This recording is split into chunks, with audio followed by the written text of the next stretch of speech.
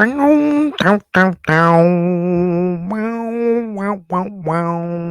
did my own version of the theme song there. Well, it is me, your True Hill Phenom SP3 in the saddle, not with Rick Ucchino. He's got the night off, spending with the kids and the family. So I am here with your expert, with your man to go to for NXT 2.0 on the Bleav in Pro Wrestling podcast YouTube channel and podcast audio form. It is Jeremy Bennett. How you doing, Jeremy? Good. Boy, were we treated to another tremendous episode of Dynamite, and boy, is that double or nothing card shaping up. It is heating up 100%. I'm very excited for Double or Nothing, especially after last night's Dynamite. Over the last couple of weeks, I've had nitpicks, Jeremy, on Dynamite, whether it be the use of the women, and I wasn't too happy with the use of the women on this show, but that I can let that aside when a show is that good and so many great matches, so many great angles. We're going to talk all about it on the Bleav in Pro Wrestling podcast. But just because Rick is not here, we still got to plug some stuff. First up, you got Rick's pin tweet on his Twitter. You can register to win 2 free tickets to WWE Money in the Bank in Las Vegas, 4th of July weekend in Las Vegas. To register to win, all you have to do is retweet Rick's pin tweet on his Twitter page, subscribe to the Bleav in Pro Wrestling YouTube channel, and you're entered to win. You got to take care of the hotel and the travel to Las Vegas, but we got plenty of listeners, plenty of watchers in the West Coast, so it's a great time. If you can't make it out for Double or Nothing in Las Vegas, next best thing is Money in the Bank, as it's going to have WrestleMania implications. You excited for this, Jeremy? Yeah, I'm excited to see how it looks in a bigger venue. I'm excited to see obviously who wins. It may be obvious that Cody wins. It may not be. Who knows? I mean, hell, we didn't see Otis winning it a couple of years ago, so you never know what's going to happen at Money in the Bank. Absolutely, but the people who enter the contest will see who wins at Money in the Bank. And of course, we got to start off the episode as we always do, Jeremy, by shouting out our sponsors for this episode, which is Bet Online. Our partners at Bet Online continue to be the number one source for all your betting needs and sports information. Find all the latest sports developments, including updated odds on the NBA, rooting for the Warriors, and NHL playoffs, Major League Baseball, fights, and even next season's NFL futures. Bet Online is your continued source for all your sporting wagering needs, including live betting and your favorite Vegas casino and poker games. It's super easy to get started, so head to the website today and use your mobile devices to join and use our promo code Bleav, that is BLEAV, to receive your 50% welcome bonus on your first deposit. Once again, that is Bleav, BLEAV. Bet Online, where the game starts. And where we're going to start off, Jeremy, on this episode here is talking about the theme of the night. The theme of the night was all about the Owen Hart Foundation men's and women's tournament. You had Dr. Martha Hart there, the entire Owen Hart family in attendance in Long Island, New York at the USB-C Arena. And the main event, when I say this main event was insane to watch, and it just became a battle, Jeremy, of who was going to kill themselves first, as we had the two daredevils of Jeff Hardy and Darby Allin, two daredevils of two different generations, and it was Jeff Hardy. Surprisingly, in my opinion, I had Darby Allin pegged to win this one, but Jeff Hardy defeats Darby Allin to advance in the Owen Hart Foundation men's tournament, and he moves on to the semifinals next week in Houston, Texas, on my birthday next Wednesday, and he's going to be versing Adam Cole. But what did you think about this main event matchup that became anything goes during this match? Because, like Darby Allin said, you're going to have two daredevils, two insane individuals. So why not just let them go all out, let them go loose, anything goes? What did you think about this? Yeah, it was a great idea by Tony Khan to make this a anything goes match. I think that was perfect. The amount of stuff they did for 10 minutes, they only got 10 minutes, which was about the only downside of it. But the fact that of how much they got in, how much pain, let's just say how much pain they got in for 10 minutes was just tremendous. Darby Allin himself said it in an interview. He really wishes that there was more of a build to this, more of a story, vignettes, and etc. Hopefully, this type of finish maybe leads to a feud somewhere down the line, where we can get all that and then get a 20-minute ladder match or something just completely insane between these two. Uh, Darby doing a swanton off a very high economy family size ladder onto that 8 chairs stacked up. He literally ate those chairs. He barely hit Hardy. That hurt. Hardy going onto the steel steps. That had to hurt. These boys did a lot for 10 minutes of work, and I liked the finish because that tells me there's more of a story to be told. Now, people use the word dream match way too much nowadays, and a lot of times it doesn't fit. But as soon as Darby Allin became into the spotlight in AEW, this became a dream match, and we got it tonight. Yeah, I think this was a perfect way to kind of cap off the night that focused on the Owen Hart Foundation men's tournament. And yeah, this was just insanity. I love the big spots like you talked about, especially Darby Allin with that swanton to a standing Jeff Hardy and him eating a Mm, whole row of open chairs. And I mm. love the finish with Darby hitting the coffin drop, getting the 2 count, and then Jeff Hardy not only just cradling up, but if they didn't really point it out on commentary because they didn't have a whole lot of time to point it out by the end of the show. But it was basically because Darby was underneath the ladder Yep. why he lost that. The ladder was used to Jeff's advantage in getting the victory here, and that shows the experience of Jeff Hardy. He was just one move, and he used a wrestling move in this insane, crazy, wild brawl that it was. He used a wrestling move to get the victory. I did like commentary pointing that out, and Yeah. that sets up next week as we're going to get the semifinals, because the kickoff to the show was a match equally as great in a totally different way. This was more about wrestling psychology, as we saw Adam Cole defeat Dax Harwood in the Owen Hart Cup.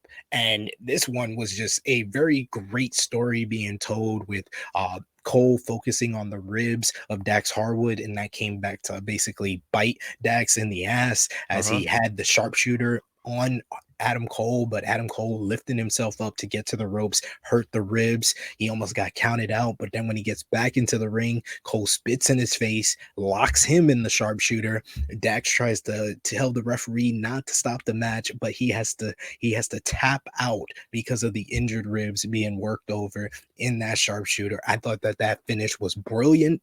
I love the finishes for Adam Cole in AEW, because one of my big like nitpicks of Adam Cole's run in NXT is, especially during his NXT championship run, he became too overpowered, and I was just wondering, how is he a heel? He just beat everybody. Like, he didn't cheat to win. He didn't really use Undisputed Era a lot to get a lot of victories over guys like Johnny Gargano and whatnot. But in AEW, they have done a concentrated effort. They know Adam Cole is going to get cheered. They know Adam Cole is going to get the baby when he does that. But with the finishes, they make sure to get him heat, whether it's with a low blow, whether it's with interference from Red Dragon. And here he totally trolled Dax Hardwood, the Mr. Bret Hart's kid, got the sharpshooter from Shawn Michaels' kid in front of the Hart family in Long Island, New York. I thought the finish was great. What did you think about this opener? Yeah, I thought it was the match of the night, to be honest with you. It was just tremendous that there was a lot of Sean and Brett in this, especially Adam teasing the super kick, Dax putting on the sharpshooter, Dax losing to the sharpshooter. I thought this was the match of the night. It was a great way to kick off the show. I had figured, just with the lineage and everything like this, that Dax would pull off an upset here, because I figured there's got to be, you always have some sort of an upset in a tournament. There's not really much room for upsets in the bracket, because a lot of 50-50, in that first round. So this was the only kind of true upset potential you could have.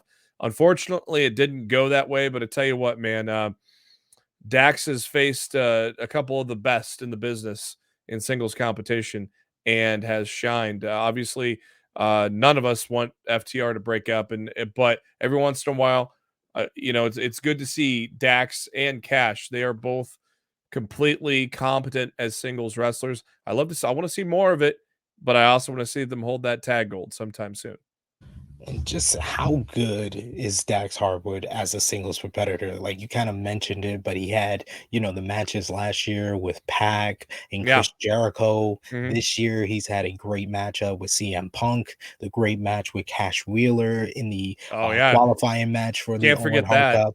And Yeah. then this match, I thought was almost as good or even better than those previous matches. Like Dax Harwood, I do agree with you. No one wants to see FTR break up. They are the best tag team in the business today. But Dax Harwood, I feel, has a singles run in the chamber, just ready to be let out if he ever allows it to. Yeah, it would be interesting to see that happen at some point. But yeah, I don't know how I could forget that match with Cash. That was probably my favorite match of all of his singles matches. Even though this was a great match, the one with Cash was a classic, I thought. So, uh, it just goes to show how dedicated both him and Cash are to the business, and whether it be tag team wrestling, where they want to make sure everything is kind of authentic, tag ropes, things like that, or singles competition. And I mean, Cash was, you saw Cash helping Edge get ready for his comeback. I mean, there's just so many facets of the business that both guys bring that a lot of people may not know or see, and it's something to celebrate. That's for sure. Yeah, he just gets the little things very like on point, the Yeah. little attention to detail, whether it's the selling of the ribs, his facial expressions, his body language. He just gets it and he makes everything important and matter in the matchup. Where, like, someone like me that has to do like a more detailed review of this show for my channel, I literally have to write like 7 pages of notes for his matches usually, because there's so many little things that if you just don't pay attention, you'll miss it. There was the bump in the matchup where goes Stardom first. Throws in the little tributes to Bret Hart. They're not Hmm. overly, done, but if you know Bret Hart's work, you get it and you recognize it, and it just makes the matches even better, in my opinion. So yeah, I think that Dax is one of the best singles workers in AEW today. And Mm. I would say he's one of the best wrestlers in the business. I wouldn't say maybe like top 10, because, like I said, he is a part of the best tag team in the business, but I would say like top 20 of 2022. He's in there. He's in there as far as his singles work so far this year. Yeah, exactly. And he's gone to show that week in and week out. So, like I said, it would be great. It's great to mix it up every once in a while with both guys, just because of how talented they are. Absolutely. Bringing two different styles to it, especially with like Cash is he's more of like a fired up baby face. He can throw in like the high flying a bit, and while Dax is just hard hitting, more old school, even than Wheeler, who's also appreciated of the old school as well. But we got to continue talking about the Owen Hart Foundation tournament, Jeremy. So let's get into the 5 count, and the 5 count segues very nicely because next week, Houston, Texas, May 18th, my birthday, AEW Dynamite has another stack card, but it is focused on Joker Wednesday, as Yep. they are gonna reveal both Joker entrants in the Owen Hart Cup tournament. You got Dr. Britt Baker, D.M.D, in the women's tournament against the Joker, and you got Samoa Joe, the ROH TV champion versus the Joker in the men's tournament. So I'm putting you on the spot, Jeremy. You're first up. Who do you think is going to be the Joker entrance in both tournaments? Um, I'm gonna go with Claudio here. A lot of people saying Miro, which also kind of makes sense, and it would be a great match with Joe. I just feel Claudio has been more visible lately after kind of laying low for a couple months, and just the thought of having a finals of a couple of members of the party with Claudio and Adam Cole, baby, that would be a tremendous final. Uh, I uh, completely expect Joe to get screwed, regardless of who the Joker is. But I'm gonna put my chips down and flip a coin between Miro and Claudio, and I'm gonna go with Claudio for the men. The women, it's more interesting. Athena is such the obvious choice here. And it's the only choice I can really think of. I mean, is there really any free agent that hasn't appeared yet, or any surprise that's really sitting there at this point now? Um, Unless you open that forbidden door again and you bring in somebody from like Impact, or who knows. But uh I don't know. I can't really think of I think this is going to be the bigger surprise, is the women's one, because I can only think of Athena right now, and I don't know if she's going to head to AEW. I don't think Athena is going to head to AEW just yet. I feel like she's the perfect person to bring in maybe around like All Out or in the summer, where I feel like she would be the best person to dethrone Jay Cargill for that TBS championship. I feel like this one is a spot that's going to be for someone who can come in, have a big, pop, a big debut, but I think they're taking the loss here. I think Mm. they have already set up or sowed the seeds for Tony Storm versus Yeah. Britt Baker in the Yeah. second round of the Owen Hart Cup. So I'm gonna say someone that can come in, take a loss, but it would be a big surprise. I'm gonna go with the current AAA Reina Del Rey's champion, Taya Valkyrie. That'd Taya be badass. Valkyrie just worked with the Young Bucks at Triple Mania, just worked with Pentagon and Phoenix at Triple Mania. I think that would be a great person. She's been doing work for Impact Wrestling, but I feel like that would be a good person that would be a surprise. She's Canadian as well, so it fits with the whole Owen Hart Cup theme, with Owen being from Canada and that's being probably someone that she was raised and brought up on. And I think that would be a nice spot for her to come in, but still take the loss to Dr. Britt Baker there. But I do agree with you. I think that Samoa Joe is going to get screwed against this Joker, and this Joker in the men's tournament has a better chance to move on in the tourney. I want to go with Cesaro as well, but I'm going to be different and I'm going to go with Miro. I'm going to go with God's favorite champion to return, get and move on in the Owen Hart Cup. I don't know if he will beat Phoenix, but he should probably beat Phoenix. And I'd be down for Miro versus Adam Cole in the finals, because I think we're both in agreement that Adam Cole should beat Jeff Hardy next Yeah. week, probably thanks to his friends, the Young Bucks. Yeah, and plus, yeah, you got that Young Bucks feud that's going to be an obvious addition to Double or Nothing that's not quite yet official, which is also the kind of the surprising part that Jeff lost tonight. But they're doing this next week already, and you still have over 2 weeks until Double or Nothing, so you still have a couple more Dynamites to get in to set up that feud with the Bucks and the Hardys. So I don't know. Do you buy the fact that Cesaro's been moonlighting as that hidden cameraman lately, though? Do you buy into that?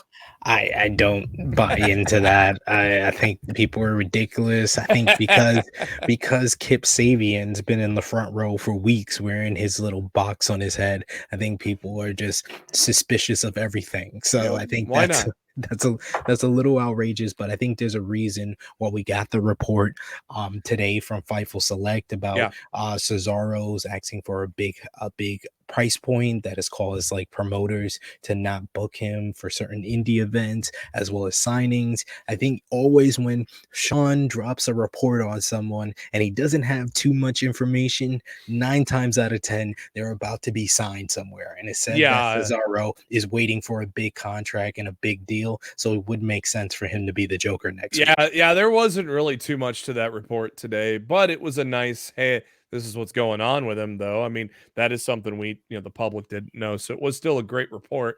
But yeah, it didn't really break a lot of news. It just gave us an update on Cesaro. But he's been more visible on social media.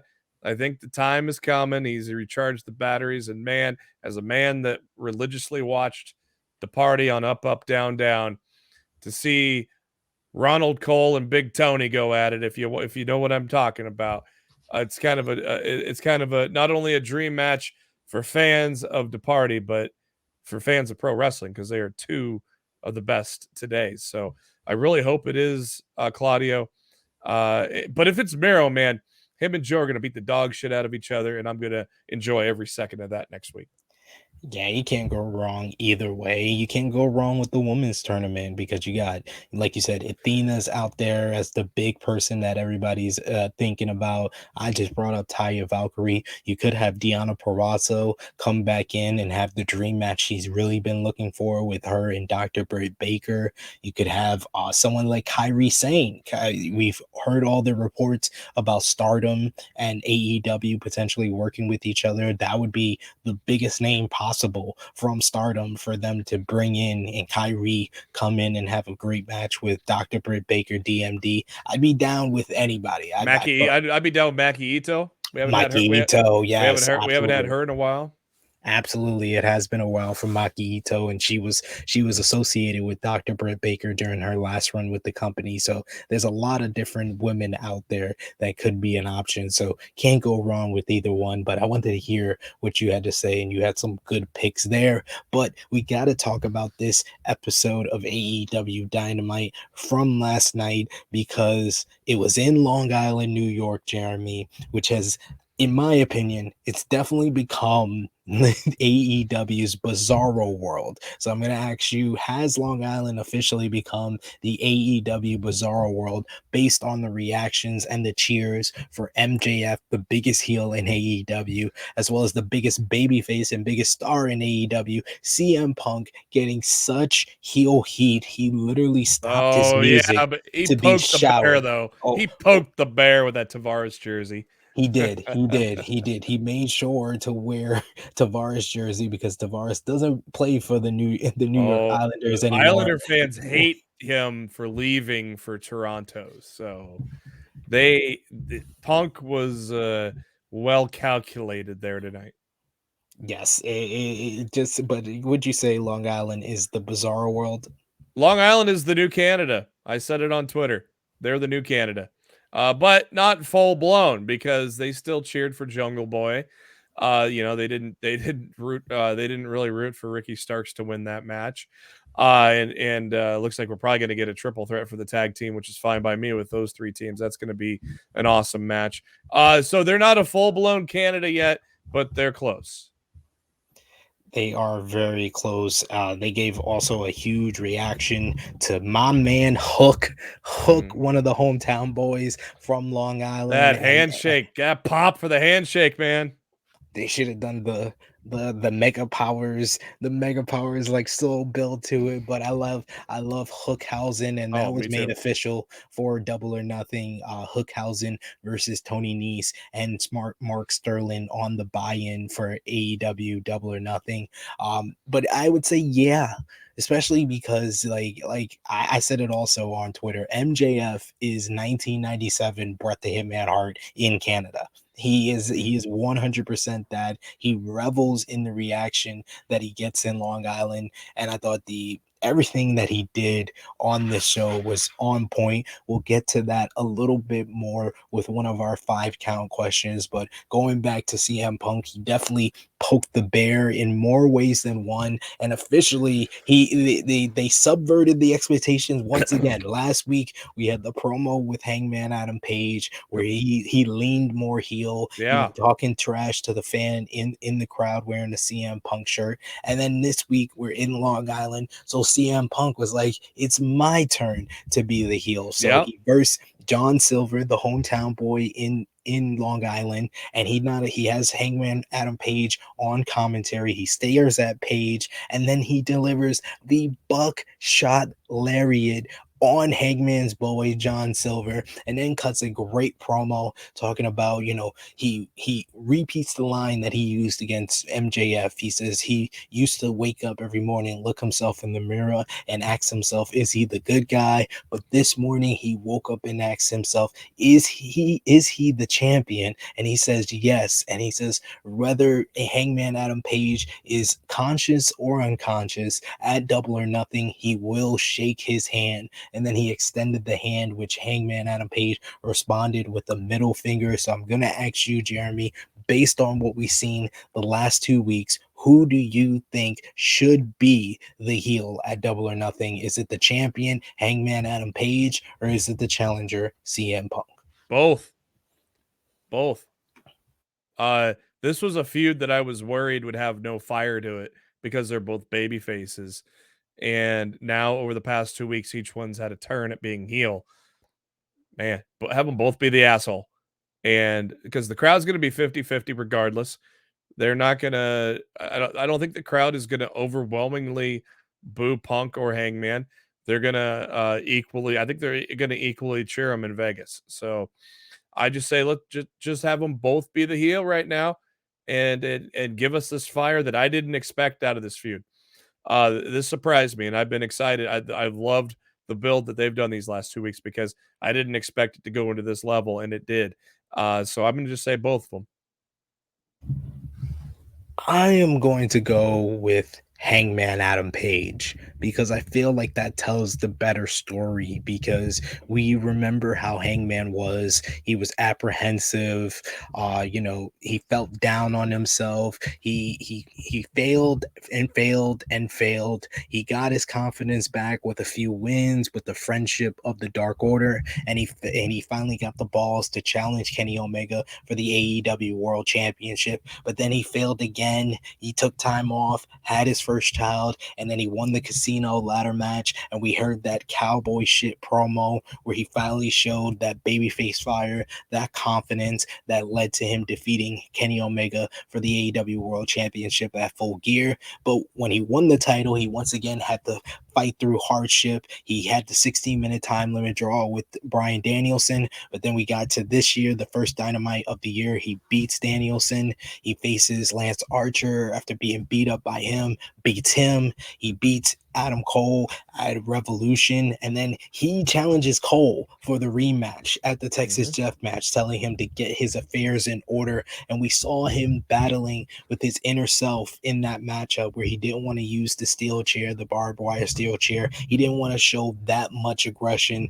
I think this is the match that he shows that aggression, that edge, and he plays the heel against CM Punk because I feel in Las Vegas, CM Punk is going to be the more popular of the two. So I think that this is a great chance for Hangman Adam Page to show us something different and to make this match different from all those great matches that's been a part of his title reign and really show us a more of a heel edge to himself. So I'm going to go with Hangman Adam Page, but tonight made me realize how much I miss heel CM Punk. I miss it so much because he's so good at it. Yeah. Do you think they continue it after it's all said and done? Do you think they continue to go down that path for Hangman? No, no, because I said it last week with Rick. I think that the long-term thing that needs to happen, we're gonna talk about one of the signature matchups of AEW, which is Blood and Guts. There's an option out there that they did create on the show for that stipulation, which we'll get to. But another big feud that can pay off in a blood and guts type of situation or just a 4-on-4 situation is if WWE finally gives Roderick Strong what he wants, his release. You have the perfect opportunity to have Adam Cole, Kyle O'Reilly, and Bobby Fish turn on the Young Bucks, have Roderick Strong come in, and then you can have Kenny Omega come back, but they still are one man down, and you have the Undisputed Elite versus the reunited OG Elite, and you have Hangman Adam Page fill that fourth spot. I think that's the story to tell. That you still need Hangman Adam Page to be a babyface in that situation. And Yeah.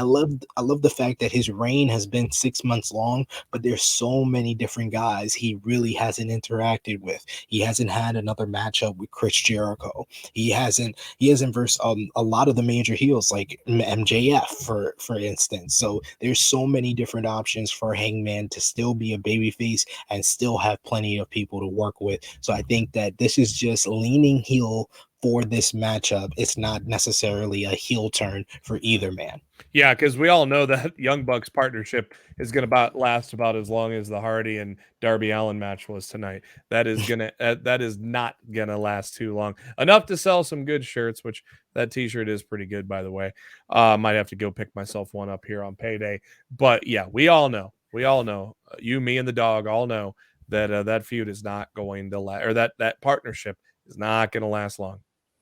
No. And of course, also from last night's AEW Dynamite, MJF's reaction in Long Island doesn't last long. It only lasts as long as they are in Long Island. But like I said earlier, everything he did was just awesome on this show.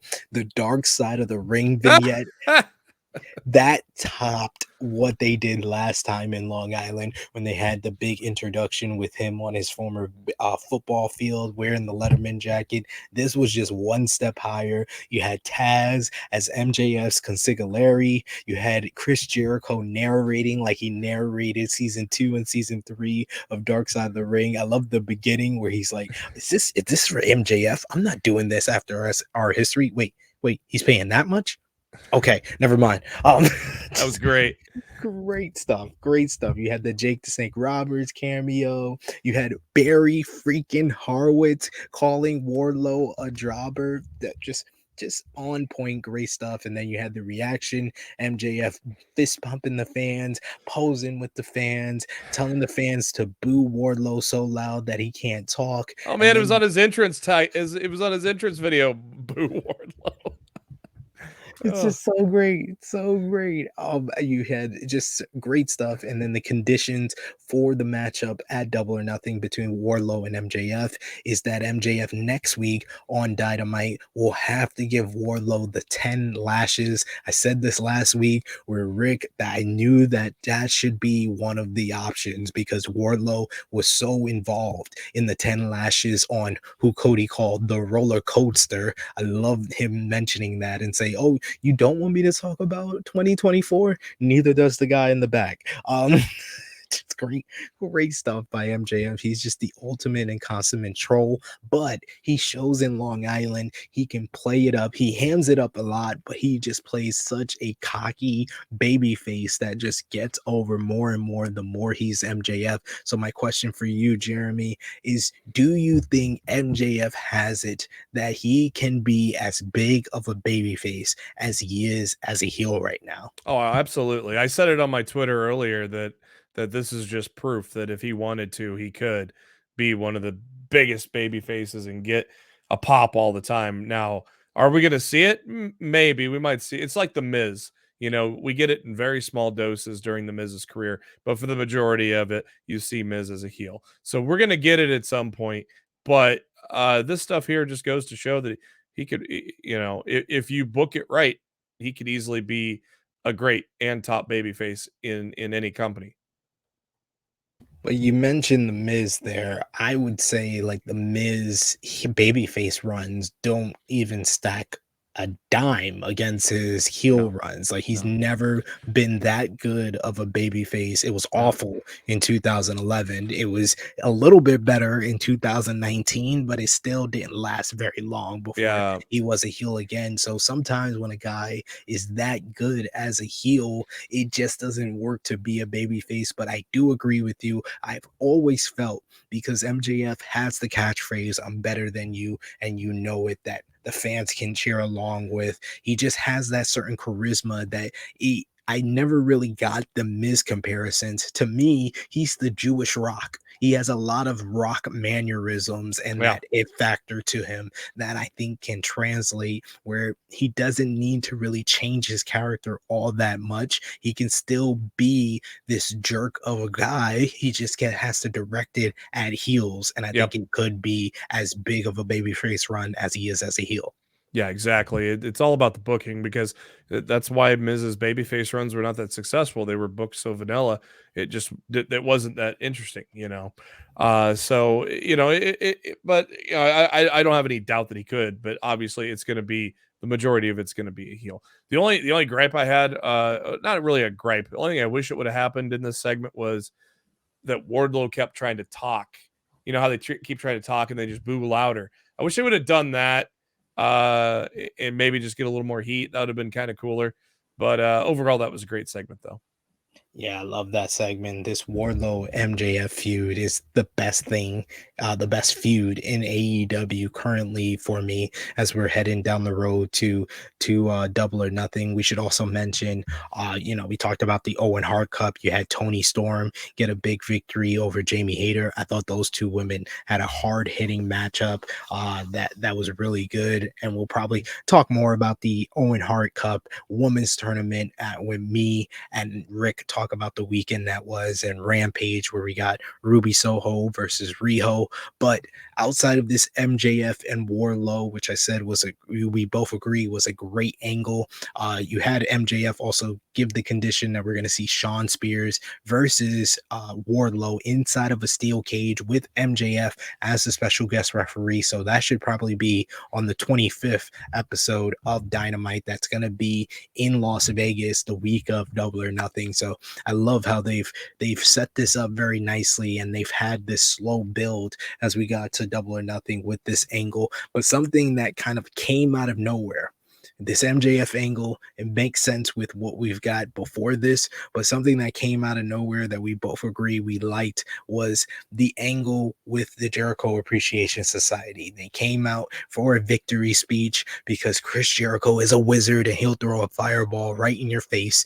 Jericho 216 says, "I just burned your face." And they had their victory speech, and it was interrupted after Daniel Garcia says that they are sports entertainer, and anytime a pro wrestler comes up to them, a sports entertainer will always win. One of the biggest pro wrestlers in AEW, John Moxley, came through the crowd. Jericho told him, "It's one of you and five of us. You're not going to do anything. Get the hell out of here." That led to the Blackpool Combat Club coming down, William Regal, Wheeler Yuta, and Brian Danielson.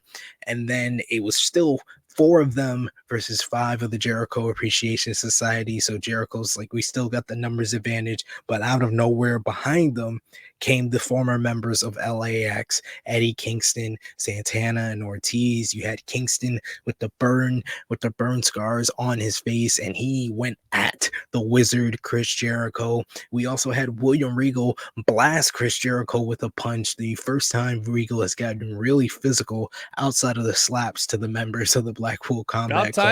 About time he got payback for Jericho pissing in his tea. There you go. Nice deep cut there. But do you think this is the start of a larger feud? Because we might see probably a 5-on-5 with Yeah, these members at yeah. Double or Nothing. But do you think we're going to get the big one? Blood and Guts 2. Are we getting Jeremy Blood and Guts 2 with the Blackpool Combat Club and LAX versus the Jericho Appreciation Society? We have to, with just by who's involved: Moxley, Danielson, Kingston, LAX, Santana and Ortiz, just by who, and then Jericho. You know, Jericho loves to be in those matches. He's been in he's been in the Stampede, he's been in the Blood and Guts. You know he loves to be in those 5-on-5 matches. So this is clearly leading towards either Blood and Guts or a Stadium Stampede, one of the two, or just a 5-on-5 all over the arena. It's definitely going to come. And it was I was surprised. I did not expect to see the Blackpool Combat Club get involved in this. You know, a buddy of mine thought, well, maybe Homicide and Hernandez get involved and a real reunion of the past and current LAX, you know, which I thought would have been cool. I like this idea better. And I think it definitely shapes up to be because I know Jericho loves being in those 5-on-5 matches. So it's going to be a stampede, an all falls count anywhere, or just a wild brawl, or blood and guts. It's going to be definitely something with those guys. I don't know if it's going to be double or nothing or not. I don't know if double or nothing is going to be Jericho and Kingston, and they save the 5-on-5 for later.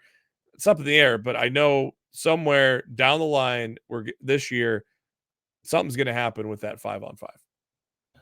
I would just think they would do the five. I don't know if they're gonna. Then I don't think they're gonna do Blood and Guts 2 at Double or Nothing because they have so many other big matches. I think it might get lost in the shuffle for this to be a Blood and Guts. But I think the first battle, the first war being waged between these two sides is gonna go down at Double or Nothing, and I think it is gonna be 5-on-5.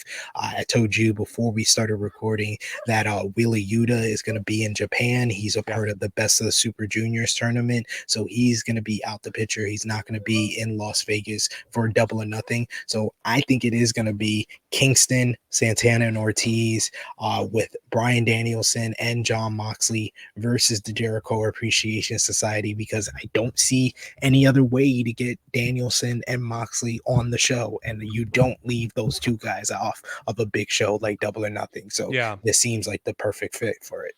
Yeah, plus Blood and Guts was on Dynamite before, so save it for another Dynamite is perfectly fine. You know, I wouldn't mind a Stadium Stampede. Those were entertaining in the past. I don't know how well it'll work with where they're doing Double or Nothing. I don't know if a traditional 5-on-5 is the answer either, just because of just who's involved and how much has already happened between these. I don't think we're going to have anything with rules. Let's just say. You can do a Las Vegas street fight. I mean, it'd be a little bit similar to what they did with the Inner Circle versus American Top Team at Full Gear, but yeah, I'd be down for it. I do agree that the Kingston Jericho portion of this feud has gotten so personal that it can't just be a regular 5-on-5. So I wouldn't mind a Las Vegas street fight with all these guys being involved. That would be a crazy type of brawl. And you know, Kingston, Moxley, Danielson, Santana and Ortiz, Jericho, Daniel Garcia. These are the type of guys that would excel in that type of stipulation. Gonna be blood. Gonna be blood. Definitely gonna be the blood. We don't know if it's gonna be the guts just yet, but this has all the makings to get there. But quite a show from AEW last night. I would say it was the best AEW Dynamite in like a month. Yeah, it was no complaints at all from me tonight. Everything was hitting on all cylinders, in my opinion. And we keep on rolling next week. I mean, next week's loaded too, man. We're gonna get we're gonna get two Jokers. We're gonna get Jericho and Regal face to face. That'll be interesting. O'Reilly and Phoenix should be good as well. And you know, and obviously we got Cole and Hardy, another match that we never knew we would see, to be honest. So yes, another stacked lineup. It seems like they're kind of firing on all cylinders as we're on the road to Double or Nothing on May 29th. I'm looking forward to that pay-per-view. I'm looking forward to next week's show, and I'm looking forward to more Bleav in Pro Wrestling podcast. This is our final episode for the week. Me and Rick will be back on Monday for our live show at 2:15 p.m. Eastern time. You'll see myself and Rick on the Tuesday morning show talking about Monday Night Raw. Then you got Rick and Jeremy talking about NXT 2.0 and all the latest news. And then, of course, back again Thursday to talk about AEW Dynamite. Myself and Rick. Shouts out to Rick. Hope we did him well in filling his shoes on this night. Always fun talking to Jeremy about some wrestling and especially some AEW Dynamite. Jeremy, any final plugs before we send things off? No, man, just follow me on the Twitter at JB Huskers. That way you know what I got going on. And of course, you'll find me live tweeting most of the time on a lot of your shows here during the week. So just give me a follow on there, and we'll catch you guys again next week. Absolutely. We will see you then. This has been the Bleav in Pro Wrestling podcast. Remember to drop a thumbs up on the video. Let us know in the comments down below what you thought about AEW Dynamite. Subscribe if you are new. We just been over 300 subscribers on the YouTube channel, making that march to 400, then to 500. And of course, check out Rick's pin tweet once again for those 2 free tickets to WWE Money in the Bank. Retweet that pin tweet, subscribe to the Bleav in Pro Wrestling podcast YouTube channel, and you are entered to win. For Rick Ucchino, for Jeremy Bennett, it is me, your True Hill Phenom, SP3, and this has been the Bleav in Pro Wrestling podcast, brought to you by Bet Online.